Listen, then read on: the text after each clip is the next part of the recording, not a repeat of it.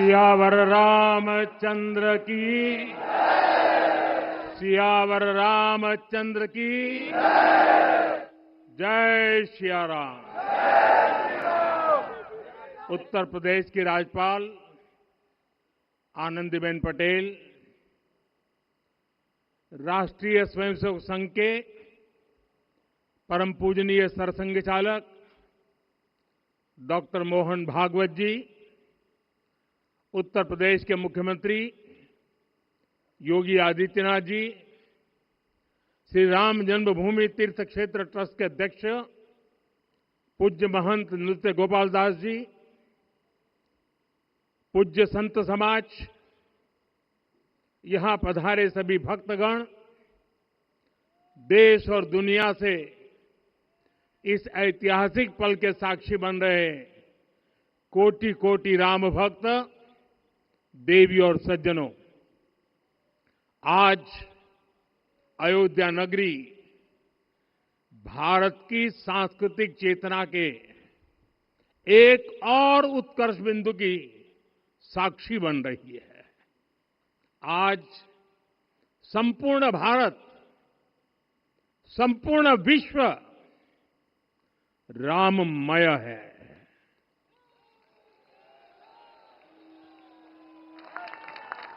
हर राम भक्त के हृदय में अद्वितीय संतोष है, असीम कृतज्ञता है, अपार अलौकिक आनंद है। सदियों के घाव भर रहे हैं, सदियों की वेदना आज विराम पा रही है। सदियों का संकल्प आज सिद्धि को प्राप्त हो रहा है। आज उस यज्ञ की पूर्णाहुति है जिसकी अग्नि 500 वर्ष तक प्रज्वलित रही। जो यज्ञ एक पल भी आस्था से डिगा नहीं, एक पल भी विश्वास से टूटा नहीं। आज भगवान श्री राम के गर्भगृह की अनंत ऊर्जा, श्री राम परिवार का दिव्य प्रताप इस धर्म ध्वजा के रूप में इस दिव्यतम भव्यतम मंदिर में प्रतिष्ठापित हुआ है। और साथियों, ये धर्म ध्वजा केवल एक ध्वजा नहीं, ये भारतीय सभ्यता के पुनर्जागरण का ध्वज है। इसका भगवा रंग, इस पर रचित सूर्य वंश की ख्याति, वर्णित ओम शब्द और अंकित कोविदार वृक्ष राम राज्य की कीर्ति को प्रतिरूपित करता है। ये ध्वज संकल्प है, ये ध्वज सफलता है, ये ध्वज संघर्ष से सृजन की गाथा है, ये ध्वज सदियों से चले आ रहे स्वप्नों का साकार स्वरूप है। ये ध्वज संतों की साधना और समाज की सहभागिता की सार्थक परिणति है। साथियों, आने वाली सदियों और सहस्त्र शताब्दियों तक ये धर्म ध्वज प्रभु राम के आदर्शों और सिद्धांतों का उद्घोष करेगा। ये धर्म ध्वज आह्वान करेगा, सत्यमेव जयते नानृतम, यानी जीत सत्य की ही होती है, असत्य की नहीं। ये धर्म ध्वज उद्घोष करेगा, सत्यम एक पदम, ब्रह्म सत्य धर्म प्रतिष्ठित, अर्थात सत्य ही ब्रह्म का स्वरूप है, सत्य में ही धर्म स्थापित है। ये धर्म ध्वज प्रेरणा बनेगा, प्राण जाए पर वचन न जाहि, अर्थात जो कहा जाए वही किया जाए। ये धर्म ध्वज संदेश देगा, कर्म प्रधान विश्व रची राखा, अर्थात विश्व में कर्म और कर्तव्य की प्रधानता हो। ये धर्म ध्वज कामना करेगा, बैर न विग्रह आस न त्रासा, सुखमय ताहि सदा सब आशा, यानी भेदभाव, पीड़ा, परेशानी से मुक्ति, समाज में शांति और सुख हो। ये धर्म ध्वज हमें संकल्पित करेगा, नहीं दरिद्र कोउ दुखी न दीना, यानी हम ऐसा समाज बनाएं जहां गरीबी न हो, कोई दुखी या लाचार न हो। साथियों, हमारे ग्रंथों में कहा गया है, आरोपितम ध्वजम दृष्ट्वा, ये अभिनंदनित धार्मिका, ते अपि सर्वे प्रमुच्यते महापातक कोटि भी, यानी जो लोग किसी कारण मंदिर नहीं आ पाते और दूर से मंदिर के ध्वज को प्रणाम कर लेते हैं, उन्हें भी उतना ही पुण्य मिल जाता है। साथियों, ये धर्म ध्वज भी इस मंदिर के ध्येय का प्रतीक है। ये ध्वज दूर से ही राम लला की जन्मभूमि के दर्शन कराएगा और युगों युगों तक प्रभु श्री राम के आदेशों और प्रेरणाओं को मानव मात्र तक पहुंचाएगा। साथियों, मैं संपूर्ण विश्व के करोड़ों राम भक्तों को इस अविस्मरणीय क्षण की, इस अद्वितीय अवसर की हार्दिक शुभकामनाएं देता हूं। मैं आज उन सभी भक्तों को भी प्रणाम करता हूं, हर उस दानवीर का भी आभार व्यक्त करता हूं जिसने राम मंदिर निर्माण के लिए अपना सहयोग दिया। मैं राम मंदिर के निर्माण से जुड़े हर श्रमवीर, हर कारीगर, हर योजनाकार, हर वास्तुकार, सभी का अभिनंदन करता हूं। साथियों, अयोध्या वह भूमि है जहां आदर्श आचरण में बदलते हैं। यही वह नगरी है जहां श्री राम ने अपना जीवन पथ शुरू किया था। इसी अयोध्या ने संसार को बताया कि एक व्यक्ति कैसे समाज की शक्ति से, उसके संस्कारों से पुरुषोत्तम बनता है। जब श्री राम अयोध्या से वनवास को गए तो वे युवराज राम थे, लेकिन जब लौटे तो मर्यादा पुरुषोत्तम बनकर के आए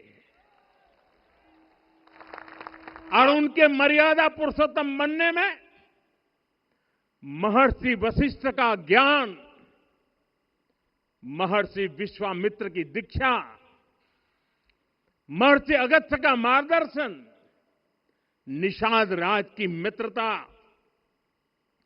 मां शबरी की ममता, भक्त हनुमान का समर्पण, इन सब की अनगिनत ऐसे लोगों की महत्वपूर्ण भूमिका रही है।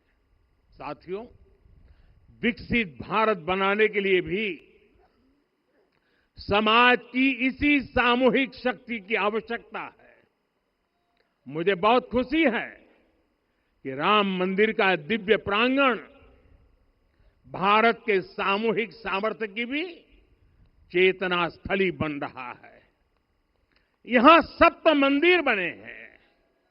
यहां माता शबरी का मंदिर बना है, जो जनजातीय समाज के प्रेम भाव और आतिथ्य परंपरा की प्रतिमूर्ति है। यहां निषादराज का मंदिर बना है। ये उस मित्रता का साक्षी है जो साधन नहीं, साध्य को, उसकी भावना को पूजती है। यहां एक ही स्थान पर माता अहिल्या है, महर्षि वाल्मीकि है, महर्षि वशिष्ठ है, महर्षि विश्वामित्र है, महर्षि अगस्त्य है और संत तुलसीदास है। रामलला के साथ साथ इन सभी ऋषियों के दर्शन भी यहीं पर होते हैं। यहां जटायु जी और गिलहरी की मूर्तियां भी है, जो बड़े संकल्पों की सिद्धि के लिए हर छोटे से छोटे प्रयास के महत्व को दिखाती है। मैं आज हर देशवासी से कहूंगा कि वो जब भी राम मंदिर आए तो सप्त मंदिर के दर्शन भी अवश्य करें। ये मंदिर हमारी आस्था के साथ साथ मित्रता, कर्तव्य और सामाजिक सद्भाव के मूल्यों को भी शक्ति देते हैं। साथियों, हम सब जानते हैं, हमारे राम भेद से नहीं, भाव से जुड़ते हैं। उनके लिए व्यक्ति का कुल नहीं, उसकी भक्ति महत्वपूर्ण है। उन्हें वंश नहीं, मूल्य प्रिय है। उन्हें शक्ति नहीं, सहयोग महान लगता है। आज हम भी उसी भावना से आगे बढ़ रहे हैं। पिछले 11 वर्षों में महिला, दलित, पिछड़े, अति पिछड़े, आदिवासी, वंचित, किसान, श्रमिक, युवा, हर वर्ग को विकास के केंद्र में रखा गया है। जब देश का हर व्यक्ति, हर वर्ग, हर क्षेत्र सशक्त होगा, तब संकल्प की सिद्धि में सबका प्रयास लगेगा और सबके प्रयास से ही 2047 जब देश आजादी के 100 साल मनाएगा, हमें 2047 तक विकसित भारत का निर्माण करना ही होगा। साथियों, रामलला की प्राण प्रतिष्ठा के ऐतिहासिक अवसर पर मैंने राम से राष्ट्र के संकल्प की चर्चा की थी। मैंने कहा था कि हमें आने वाले 1000 वर्षों के लिए भारत की नींव मजबूत करनी है। हमें याद रखना है, जो सिर्फ वर्तमान का सोचते हैं वो आने वाली पीढ़ियों के साथ अन्याय करते हैं। हमें वर्तमान के साथ साथ भावी पीढ़ियों के बारे में भी सोचना है, क्योंकि हम जब नहीं थे ये देश तब भी था, जब हम नहीं रहेंगे ये देश तब भी रहेगा। हम एक जीवंत समाज है, हमें दूरदृष्टि के साथ ही काम करना होगा। हमें आने वाले दशकों, आने वाली सदियों को ध्यान में रखना ही होगा। और साथियों, इसके लिए भी हमें प्रभु राम से सीखना होगा। हमें उनके व्यक्तित्व को समझना होगा। हमें उनके व्यवहार को आत्मसात करना होगा। हमें याद रखना होगा, राम यानी आदर्श, राम यानी मर्यादा, राम यानी जीवन का सर्वोच्च चरित्र, राम यानी सत्य और पराक्रम का संगम। दिव्य गुणे शक्र समो रामः सत्य पराक्रमः। राम यानी धर्म पथ पर चलने वाला व्यक्तित्व। रामः सत्पुरुषो लोके सत्यः सत्यपरायणः। राम यानी जनता के सुख को सर्वोपरि रखना, प्रजा सुखत्वे चंद्रस्य। राम यानी धर्म और क्षमा का दरिया। वसुधाया क्षमा गुणे है। राम यानी ज्ञान और विवेक की पराकाष्ठा। बुद्ध या बृहस्पति तुल्य। राम यानी कोमलता में दृढ़ता। मृदु पूर्वज भाषते। राम यानी कृतज्ञता का सर्वोच्च उदाहरण। कदाचन नोपकारेण कृति नैकेन तुष्यति। राम यानी श्रेष्ठ संगति का चयन। शीला वृद्धे ज्ञान वृद्धे वयो वृद्धे च सज्जनै। राम यानी विनम्रता में महाबल। वीर्यवान च वीर्येण महता स्वेन विस्मितः। राम यानी सत्य का अडिग संकल्प। न च अनुत्र कथो विद्वान। राम यानी जागरूक, अनुशासित और निष्कपट मन। निस्तिंद्र अपम्रत च स्वदोष परदोषवित। साथियों, राम सिर्फ एक व्यक्ति नहीं, राम एक मूल्य है, एक मर्यादा है, एक दिशा है। अगर भारत को साल 2047 तक विकसित बनाना है, अगर समाज को सामर्थ्यवान बनाना है, तो हमें अपने भीतर राम को जगाना होगा। हमें अपने भीतर के राम की प्राण प्रतिष्ठा करनी होगी। और इस संकल्प के लिए आज से बेहतर दिन और क्या हो सकता है। साथियों, 25 नवंबर का यह ऐतिहासिक दिन अपनी विरासत पर गर्व का एक और अद्भुत क्षण लेकर आया है। इसकी वजह है धर्म ध्वजा पर अंकित कोविदार वृक्ष। ये कोविदार वृक्ष इस बात का उदाहरण है कि जब हम अपनी जड़ों से कट जाते हैं तो हमारा वैभव इतिहास के पन्नों में दब जाता है। साथियों, जब भरत अपनी सेना के साथ चित्रकूट पहुंचे तो लक्ष्मण ने दूर से ही अयोध्या की सेना को पहचान लिया। ये कैसे हुआ, इसका वर्णन वाल्मीकि जी ने किया है। और वाल्मीकि जी ने क्या वर्णन किया है? उन्होंने कहा है, विराजित उद्गत स्कंधम कोविदार ध्वजः रथे। लक्ष्मण कहते हैं, राम, सामने जो तेजस्वी प्रकाश में विशाल वृक्ष जैसा ध्वज दिखाई दे रहा है, वही अयोध्या की सेना का ध्वज है। उस पर कोविदार का शुभ चिन्ह अंकित है। साथियों, आज जब राम मंदिर के प्रांगण में कोविदार फिर से प्रतिष्ठित हो रहा है, यह केवल एक वृक्ष की वापसी नहीं है, यह हमारी स्मृति की वापसी है, हमारी अस्मिता का पुनर्जागरण है, हमारी स्वाभिमानी सभ्यता का पुनः उद्घोष है।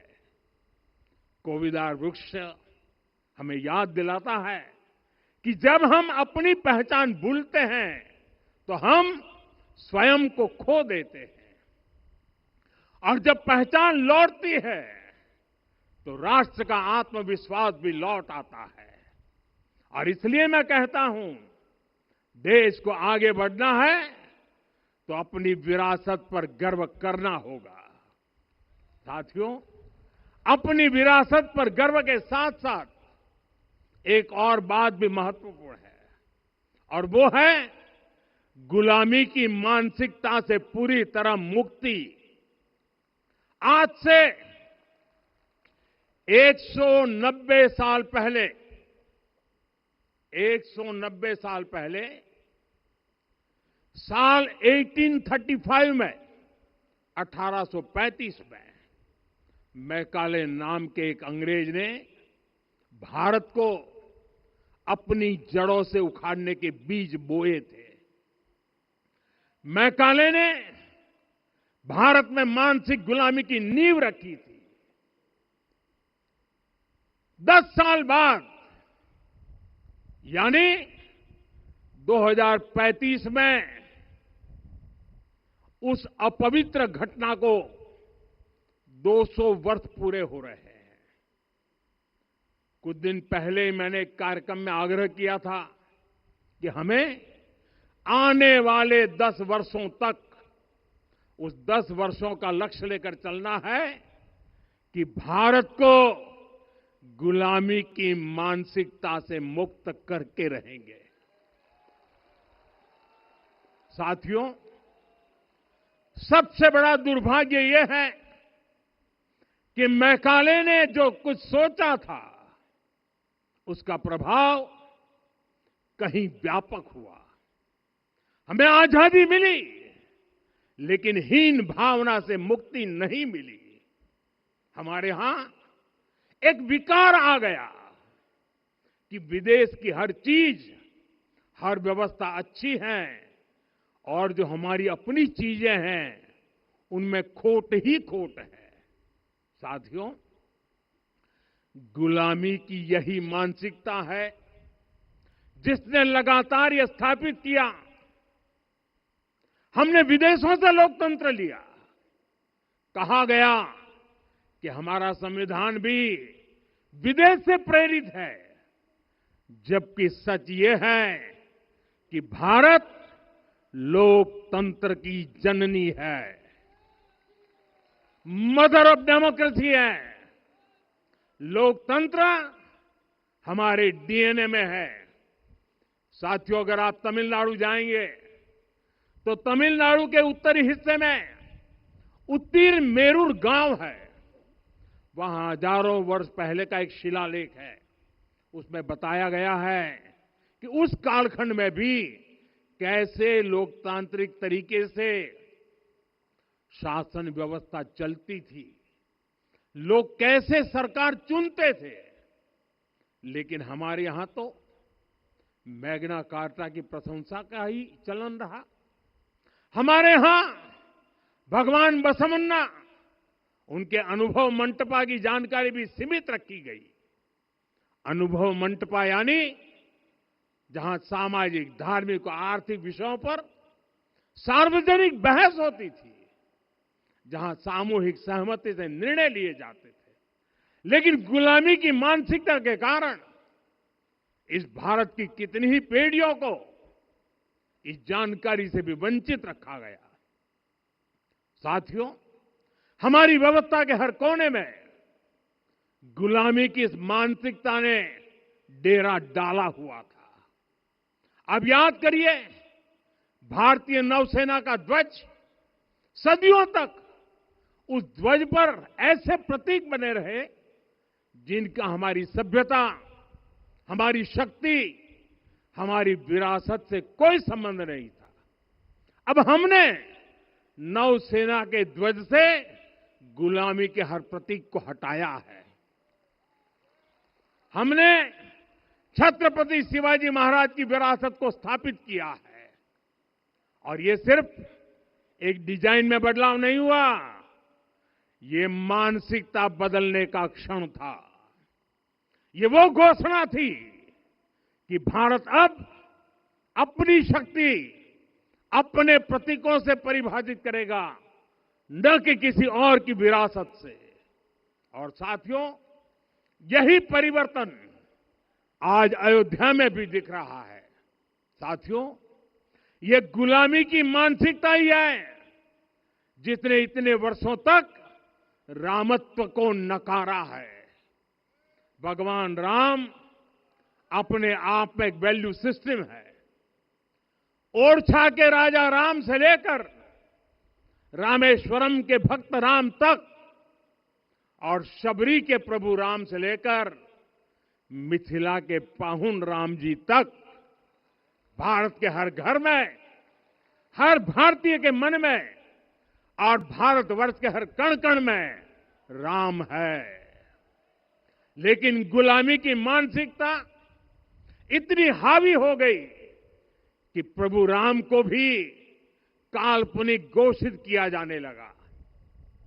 साथियों, अगर हम ठान ले अगले 10 साल में मानसिक गुलामी से पूरी तरह मुक्ति पा लेंगे और तब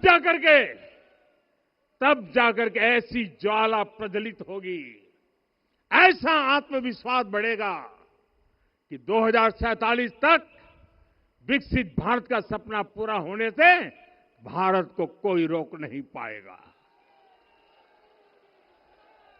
आने वाले 1000 वर्ष के लिए भारत की नींव तभी सशक्त होगी जब मैकाले की गुलामी के प्रोजेक्ट को हम अगले 10 साल में पूरी तरह ध्वस्त करके दिखा देंगे।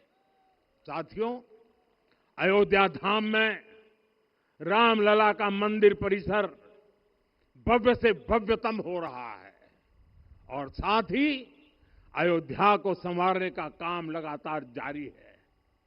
आज अयोध्या फिर से वह नगरी बन रही है जो दुनिया के लिए उदाहरण बनेगी। त्रेता युग की अयोध्या ने मानवता को नीति दी। 21वीं सदी की अयोध्या मानवता को विकास का नया मॉडल दे रही है। तब अयोध्या मर्यादा का केंद्र थी, अब अयोध्या विकसित भारत का मेरुदंड बनकर उभर रही है। साथियों, भविष्य की अयोध्या में पौराणिकता और नूतनता का संगम होगा। सरयू जी की अमृत धारा और विकास की धारा एक साथ बहेगी।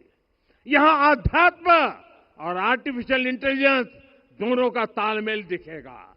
राम पथ, भक्ति पथ और जन्मभूमि पथ से नई अयोध्या के दर्शन होते हैं।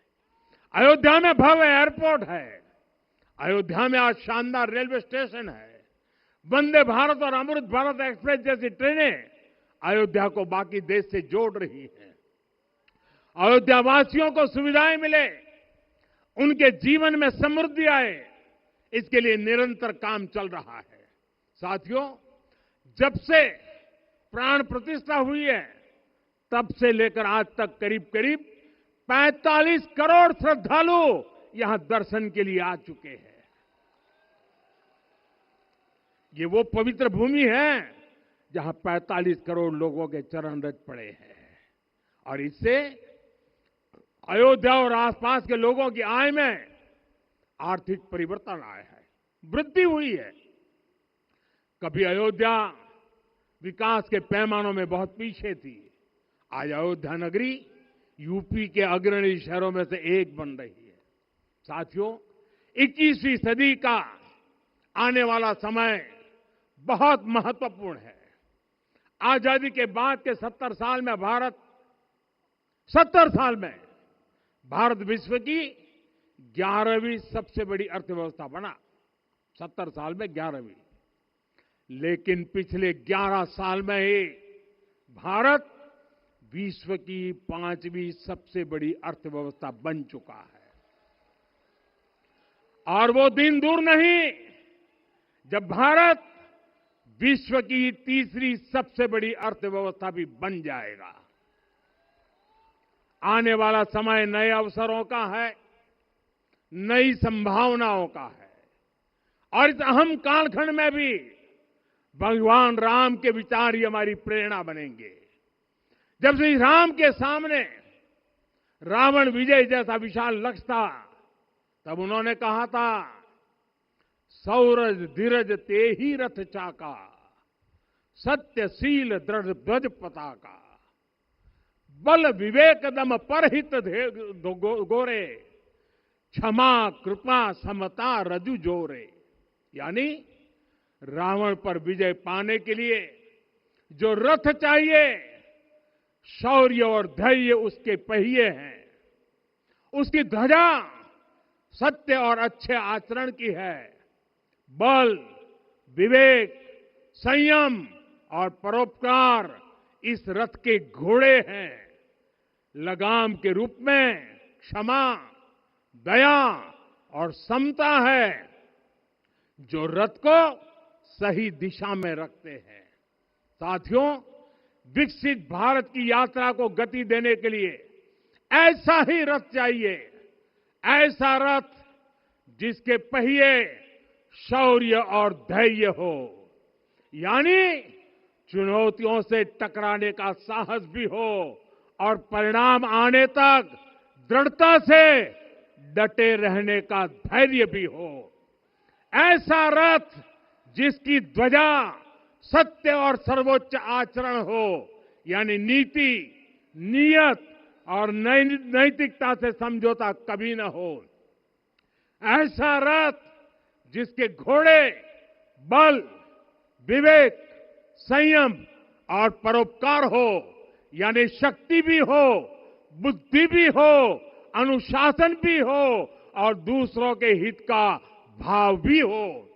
ऐसा रथ जिसकी लगाम क्षमा करुणा और संभाव हो, यानी जहां सफलता का अहंकार नहीं और असफलता में भी दूसरों के प्रति सम्मान बना रहे। और इसलिए मैं आदरपूर्वक कहता हूं, ये पल कंधे से कंधा मिलाने का है, ये पल गति बढ़ाने का है।